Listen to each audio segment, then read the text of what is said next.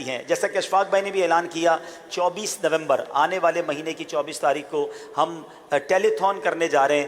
دعوت اسلامی کی جو علمی کاوش ہے مدرسۃ المدینہ اور جامعۃ المدینہ، 850 دارالعلوم اور آلموسٹ 3600 کے قریب مدارس. آپ ذرا غور کریں کہ یہ کتنا بڑا نیٹ ورک ہے.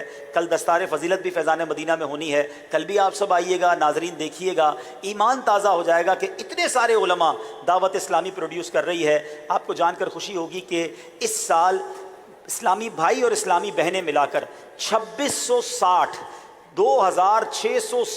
علماء درس نظامی کمپلیٹ کرنے والے الحمدللہ دعوت اسلامی نے اس سال میں عطا فرمائے ہیں. اس پہ اسلامی بہنیں بھی ہیں، اسلامی بھائی بھی ہیں. تو یہ سوچیں کتنی بڑی کاوش ہے. تو ان دونوں شعبوں پر دعوت اسلامی کا آل ٹوگیدر تقریباً 2.5 ارب روپے کا خرچ ہے. سالانہ 250 کروڑ روپے چاہیے دعوت اسلامی کو اپنے مدرسے اور اپنے جامعات کو چلانے کے لیے. خرچ بہت بڑا ہے، لیکن اگر ہر دعوت اسلامی والا، ہر دعوت اسلامی والی، ہر عاشق رسول اس میں اپنا حصہ ملائے تو آپ کے لیے ایک یونٹ ہم نے بنایا ہے.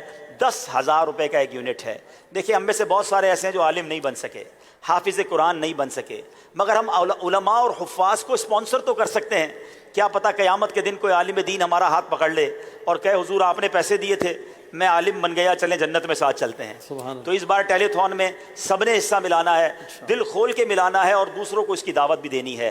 اللہ کریم ہم سب کو دعوت اسلامی کا بھرپور ساتھ دینے کی توفیق عطا فرمائے. ایک بار پھر بہت مبارکباد. آپ چلتے ہیں آگے. دونوں کے ساتھ نیک تمنائیں ہیں. جیت ہار تو ایک سمجھ لے بہانہ ہے.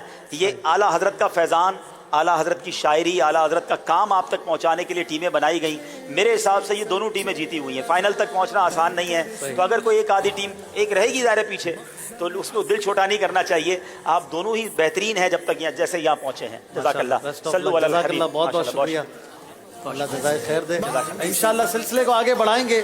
مدنی منا کچھ دیر میں ہمارے ساتھ ہوگا. آج فیضان عثمان غنی اور فیضان بخاری کی ٹیموں کے درمیان مقابلہ ہو رہا ہے اور پروگرام کا اب سمجھیں کہ آخری حصے کی طرف ہم چلنے لگے ہیں.